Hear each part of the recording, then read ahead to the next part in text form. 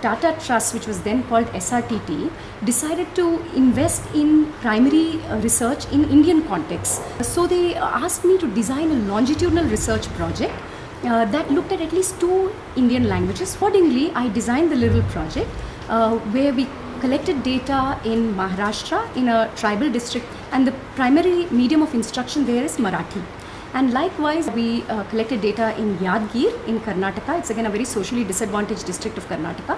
And the medium of instruction here is Kannada. So we followed a cohort of 360 students at each of the 2 sites over a period of 3 years as they went from grades 1 to grade 2 to grade 3. We have quantitative data and qualitative data. And we've spent a total of 5 years on the field. We spent 2 years initially for piloting and developing our tools, establishing our research teams, and another 3 years conducting the research.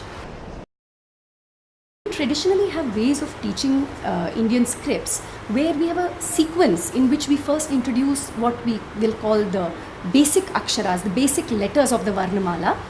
Then we introduce the matras, which are the secondary vowel diacritics, and then we introduce conjunct consonant symbols, which we call samyukta akshara, joda akshara, vatta akshara in different languages. So we have a sequence of first introducing consonant symbols, then the secondary vowel diacritics, and finally the conjunct consonants.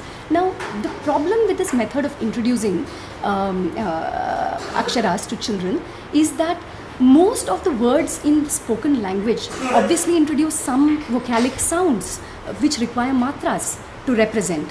So when children come to school in first grade, they come with an oral vocabulary. Now most of the oral vocabulary that they come to school with need matras to be written down.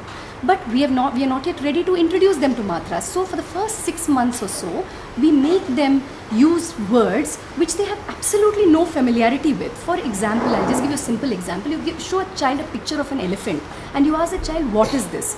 A South Indian child might say aane or ana. A Hindi speaking child may say hathi.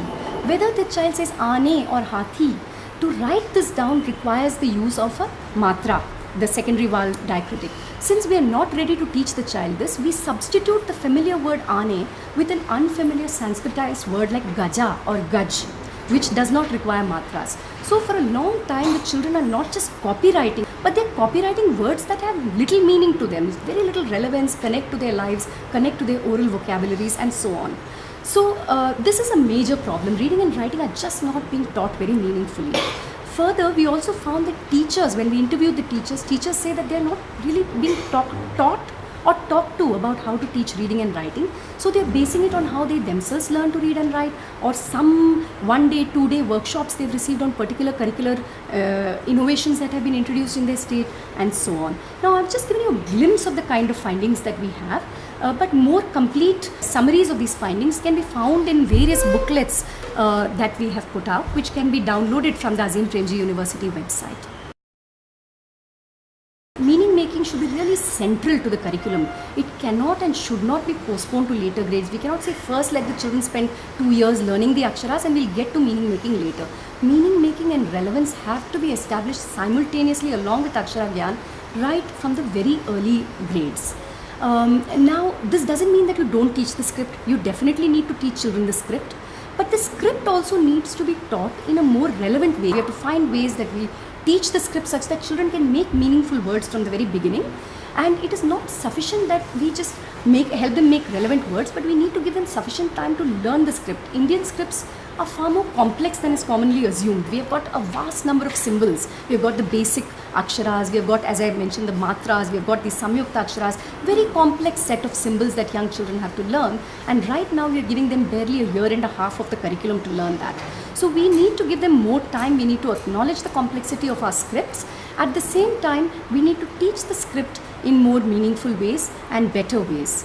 In addition to that, the curricula themselves need to be reformed or re-envisioned such that they include higher order meaning making, such that, for example, bringing rich children's literature to classrooms, having children read good books, discuss, analyze, critique, having them write for expression, for communication, and not just for script acquisition. This is very important. A final implication is that teachers, both at the pre-service and at the in-service level, require significant preparation, not just in general pedagogical strategies, but in pedagogical strategies that are specific to the teaching of early reading and writing. Right now, we are working based out of knowledge generated in other contexts, which are localized based on our gut instincts and our pet theories. Now, some of our instincts may be right. Some of the knowledge that we take from elsewhere may be generalizable, but this should be tested out rigorously in the field and adapted and modified. Now, some people view the empirical method with some disdain. And I see the limitations of the empirical method, but I still believe that has a lot to offer to us in terms of sort of making us examine our own assumptions, test our theories, stretch our imagination, and see what really works in the classroom. So there's a dire need for such research, and I really encourage young researchers who wish to come into the field to take up primary research of this kind.